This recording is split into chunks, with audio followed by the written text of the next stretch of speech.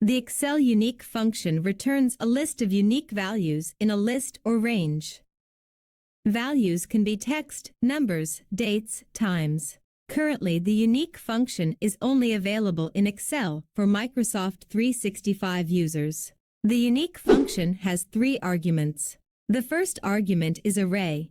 It is the range from which to return unique values. The second argument is by call. It is an optional argument.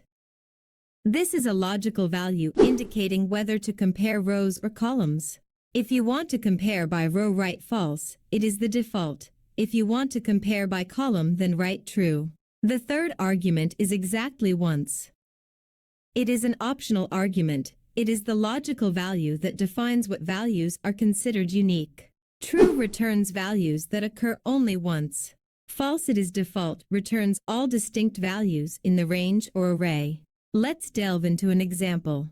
Suppose we want to extract unique cities from a dataset. In this case, the array argument would be the column containing cities. The by call argument is set to false since the cities are arranged in rows. The third argument, exactly once, is false to retrieve all distinct city values.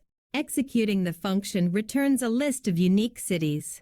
However, if we change the third argument to true, an error occurs since all cities appear more than once in the dataset. Let's have another example. For scenarios where data is spread across columns from B2 to X2, adjusting the second argument to true facilitates column-wise comparison. The unique function offers a dynamic approach to identifying and extracting unique values, providing flexibility in data analysis and reporting. If you found this tutorial helpful, please subscribe to my YouTube channel.